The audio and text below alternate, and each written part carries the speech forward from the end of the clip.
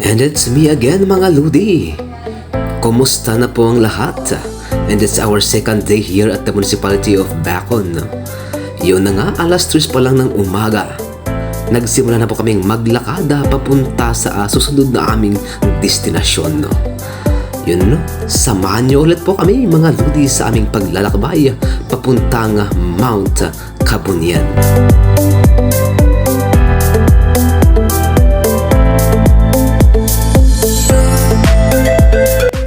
Nagtaka kayo siguro mga Ludi kung bakit pababa ang aming nilalakad samantalang bundok ang aming pupuntahan. Yan po ang stairway going down to the riverside of Bacon.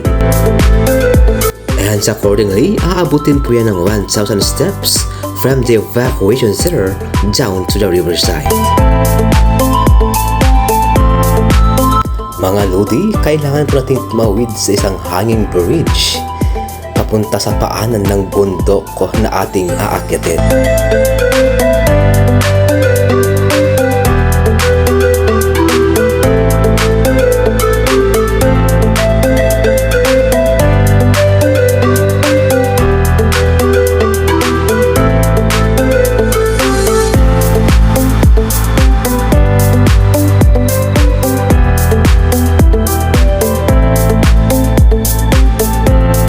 Dahil na rin po sa ilang oras sa paglalakad, yun naisipan po ng mga kasama ko na maupo sa isang pahingaan.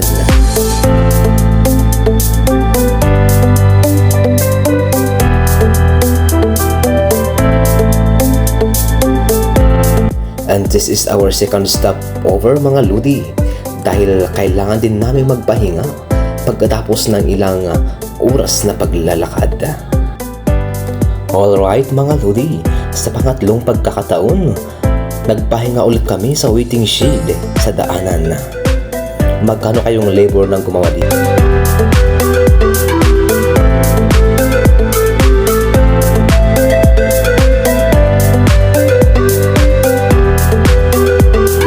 Yun na nga mga Ludi, malapit nang lumabas si Haring Araw at ganyan po ang view sa taas ng bundok. Violet.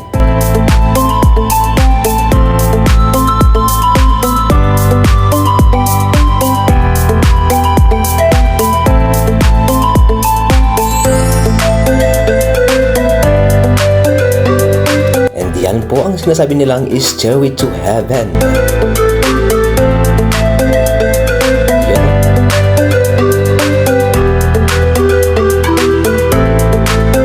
Yan po mga Ludi, sa oras na po mga yan is lumabas na po si Haring Araw and na-witness po namin ang napakagandang sunrise.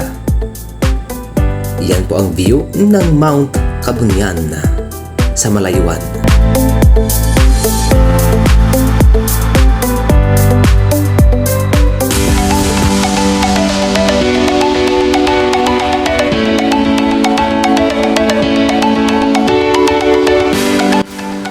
Kunting lakad na lang mga Ludi, mararating po namin ang tuktok or summit of the Mount Kabunian.